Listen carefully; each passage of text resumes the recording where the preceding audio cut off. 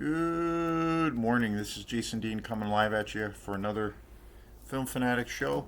I will I will be away from my computer for a few days, so going on a little kind of mini tour with Osmia. We're leaving today in a couple hours, so I'll be away from my computer for a few days, so I won't be able to do any shows. But so I figure I got some time here. I'm gonna squeeze in one video. It's on a show. It's been a show that I've been kind of wanting to do, and so kind of excited about talking about it and finally bringing it to life. I'm always kind of brainstorming with ideas and new things. So one thing that's really cool as far as movies go that I'm really excited about is on Sunday like late, well, I guess technically Sunday evening.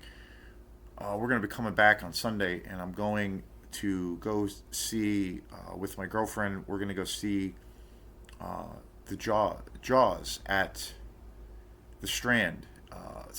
The Strand is a amazing theater here in Rockland, Maine, which is about 35 minutes or so from here, at my place here in Northport. The Strand is a beautiful theater. It got all this money put into it about, I don't know, 10 or 11, 10 or 12 years ago. It was closed for a while, and then the community kind of really brought it back to life, and it's become this, beautiful theater. And they show, of course, tons of movies there. They also do concerts and all kinds of events.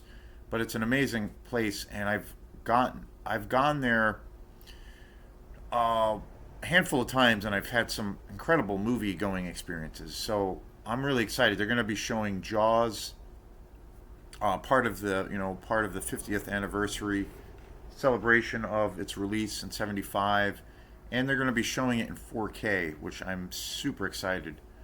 I just recently bought Jaws on Blu-ray, probably about a month or two ago, and it was about a month or two when it was the official 50th anniversary of the Steven Spielberg classic. And that movie is, it's, well, the I think the best way to sum it up is I remember a few years back seeing an interview with Quentin Tarantino, and he was talking about, movies, of course, and he was talking about Jaws kind of being an example of like kind of the perfect movie, and it really is in every way. And so I bought, I it's always been one of my favorite films. As far as Steven Spielberg goes, I'm a big fan of his work, and I think the two movies that I love of his the most was, well, his debut, which is a movie called Duel with Dennis Weaver, which I think is just one of the greatest kind of action suspense movies ever made. That not enough people talk about, but then Jaws, I feel, is, you know, it's a hard pick. Those two are my favorite, Duel and Jaws. But so many great films in his career. Of course, I'm a massive fan of Close Encounters of the Third Kind. That's one of my all-time favorite movies. So, really iconic director, and of course, Jaws is a masterpiece. But I bought it on Blu-ray, and it's astounding. It's one of my most prized possessions right now. How the quality of this film, the transfer of it was just unbelievable. It was truly the case of a movie that I've seen a billion times. I grew up watching it as a kid, always, and it still holds up. It's still a terrifying film, and but seeing it on Blu-ray was kind of a miraculous experience because it really was like seeing it for the first time because the versions of it that I had seen growing up, over the years. I mean, I saw it a lot on cable, and then I saw it on DVD a bunch of times. I'd never seen it on Blu-ray, but there's a lot of nighttime shots, a lot of darker shots, especially the masterful opening for this film. And I always thought it was so dark that you couldn't really get the detail. But seeing it in this release that I bought, you can see all the stars in the sky, and it's like the quality is just astounding. So to see it on 4K, which will be probably the next level, on the big screen. I'm super excited. So we're gonna go see that on Sunday when we get back, and then I will of course do a big review for that whole show. And so yeah, really excited. And as far as the Strand goes, I've seen some incredible films there. I saw Halloween, John Carpenter's slasher classic, there about 8 years ago, maybe. And I saw it on Halloween with a group of friends, and it was the original print, and it was an extended cut.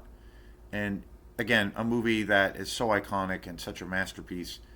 But it was truly like seeing it for the first time. I mean, it was unbelievable, and just the quality and everything. It was astounding. And then another movie I saw there, which kind of was the same thing, where they just had this incredible, I think they showed film. It was the film version of it as well. Is Orson Welles' Touch of Evil, and again, masterpiece film. One of my favorite directors, one of my favorite artists in general, Orson Welles. So yeah, the Strand's an amazing kind of institute, and I think I said this before, but I heard a few months ago, or actually last year, that the Strand Cinema is the only theater in Maine that is equipped to show 4K, which is wild, even more than the big film or the big you know the big movie theater chains. Like, they don't have 4K, I don't believe. So yeah, pretty wild. So I'm really excited. And so today's show is on one of my favorite actors, especially one of my favorite actors in the world of exploitation, and that is the iconic, the one and only Chuck Connors. And I wanted to do a show on him for a long time, and I own three or four of his movies on Blu-ray and DVD, and he is such an interesting character. He had such a wild career, and he was an actor that some actors and actresses go through that, where they have this period in their careers of where they are you know in every movie, at a particular time that comes out, and they become this, they become a star.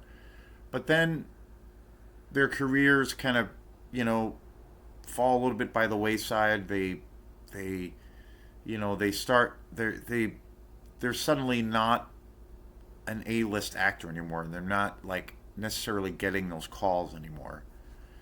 They have this maybe a decade or 5 or 10 years of where they are,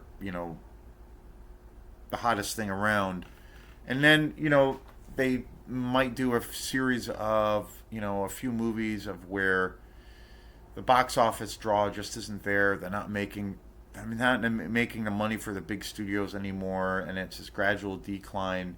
And then they kind of, as far as their status goes in Hollywood, they start kind of, it's their career starts dwindling. And Chuck Connors, I think, is a good example of that. But he went from everything. He went, as far as status goes in Hollywood as a Hollywood actor. He kind of saw it all. I mean, he was the probably the biggest show that he was involved in was The Rifleman, which was a series. That was a Western TV series. That was a huge show for him. And he was, a part of the American kind of culture, and he became kind of a household name. And he was, for many, many years, just that. I mean, he was in so many films at that time. And he's had he was pretty young when he started his career. And then, things kind of shifted for his career. He again, it was like kind of that example of where some of the films he was doing just, I don't know, the studios felt and Hollywood felt like he didn't have the pull uh, from the public anymore as far as being a star. And then after a while, he still became or still was very prolific as an actor, but he kind of went more into the world of exploitation, in the late '70s and in the '80s. And I have to say, being a fan of Chuck Connors, and again, he's always been one of my favorite actors. I prefer that period of when he started. You know, he wasn't this big name anymore, but he was doing all these super low budget kind of independent exploitation movies. And so that's really the reason that I wanted to talk about him and talk about his career and his, kind of his uh, his status as a big Hollywood star, and then that transition into kind of this low budget exploitation actor. And the main reason that, or the main thing that gave me the incentive to do the show is, you know, uh, for me it all goes back to the movie Tourist Trap, which is I've done multiple shows on that film, and it was the first movie I ever saw with Chuck Connors as a kid, and I think that movie is it's when it comes to horror exploitation movies and as well as slasher films, it's it's one of the greatest films ever made. And I've talked about, you know there's a a subgenre obviously with the world of exploitation with slasher genres, and my favorite slasher film of all time being Maniac by Bill Luswig. But Tourist Trap is also a uber low budget trashy exploitation movie, and it's a horror film, but I also consider that a slasher film. But I I look at that as being, as a whole, that film Tourist Trap with Chuck Connors as being my all-time favorite horror exploitation movie. I love that movie to death, and you know, and that was the film that introduced me to him as an actor, which is crazy because when you look at that, Tourist Trap came out kind of at the tail end of his career. He was a he went from an A-list actor to a C-list actor, and then he got to be in this film. And Tourist Trap is, if anybody out there, I've done multiple shows on Tourist Trap, and it is one of the most. I think. Well, I saw Tourist Trap so many times as a kid, and it had such a weird kind of trajectory as a film because it was, it's a super uber low budget, kind of deranged, super cheesy, trashy, exploitation movie, but it didn't get an R rating when it went to the ratings board. So it like basically wasn't really released in the theater at the time, and it was basically put into syndication. It was bought by television. The rights were bought by television, and it was put into syndication. And I remember growing up seeing this movie on TV all the time. And and again, it doesn't have any, there's not really any gore in this film. It's it feels like a TV movie, even though it was directed and made to be a regular theatrical movie. But it just didn't have, it didn't have the amount of violence that gave it the kind of the green light, compared to a lot of other exploitation movies that were coming out, horror exploitation movies and slasher films. So it was really, you know, it kind of died, and then it got picked up for syndication. And because it doesn't have lots of gore, it's a knockoff. It came out right around the time of Texas Chainsaw Massacre, of course, one of the greatest films ever made. It's kind of a ripoff of that, but it's its own thing, though. I think, and I think Tourist Trap is one of the most bizarre, one of the worst, and one of the greatest films ever made. It's so trashy, it's so deranged, it's so bizarre. And Chuck Connors plays the killer in the film.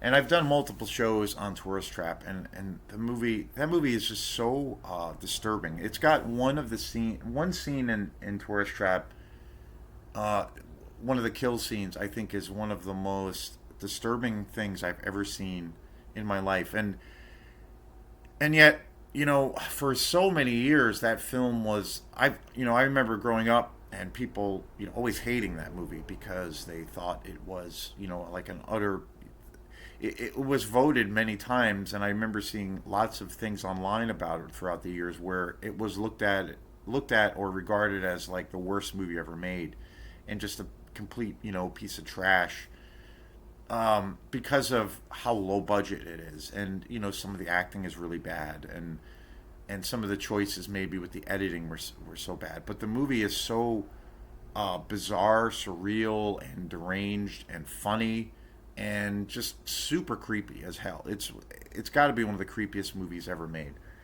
and I absolutely adore this film, and for years that movie was, everybody and their grandmother kind of shit on that movie, and now I bought this beautiful Blu-ray release for that film a few years back, and since then, the last 5 to 10 years, I've seen that movie really come back. I've seen Tourist Trap really come back and be embraced by the masses. And it's crazy how it's kind of, it went from total obscurity, you know.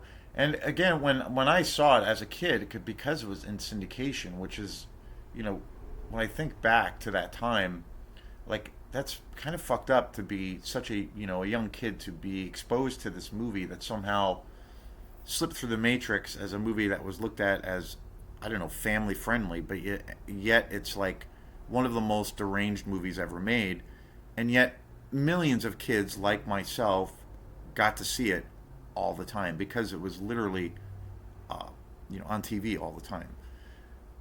Maybe that explains a lot, but I saw it all the time, on cable, and then seeing it on VHS, and then DVD, and I remember I hadn't seen that film in a long time, and my mother of all people happened to come across Tourist Trap, and she came across she was somewhere shopping somewhere, and came across a copy of it on DVD, and then one day when I was over there, she's like, "Hey, do you remember this movie? You used to watch this all the time as a kid, and you love this movie, and it's like another, it's utterly a piece of shit kind of a thing." And I was like, "Oh my god, yes, I remember that movie." And then I hadn't seen it in years, and I started. So she gave me the copy of the movie, and then I just fell in love with the movie all over again. And then a couple of years later, I bought it on Blu-ray, and I couldn't believe it. And then I saw this huge kind of new praise for this movie all of a sudden, and I've seen it in multiple lists, like where a lot of YouTube folks now. I mean, when I started this channel, I'd always been a fan of YouTube, but when I obviously started this channel, I started checking out a lot of YouTube people, and there's a lot of people I follow and check out daily. And I started seeing this big trend of where people would be putting together shows of their top 10 or top 20 greatest horror films of all time, and more and more I started seeing that Tourist Trap was talked about and would be making these lists, like as far as even being the top movie.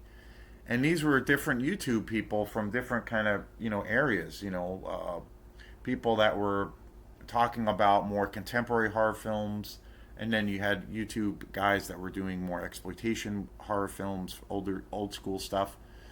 But across the board, Tourist Trap was making these lists, and I was just like, holy shit! And this movie, Tourist Trap, got this whole like, it went through this crazy renaissance period.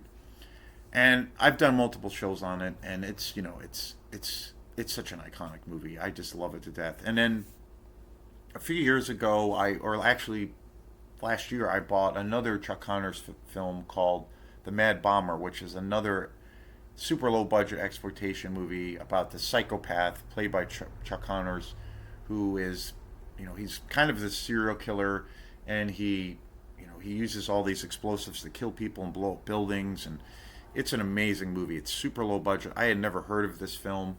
And it's wild, when you think of the trajectory of, like, you know, during this time, Tourist Trap and Mad Bomber and a handful of other exploitation movies that he made in the late 70s to the 80s and mid to late 80s, he kind of got thrown out by Hollywood. He wasn't this A-list actor anymore.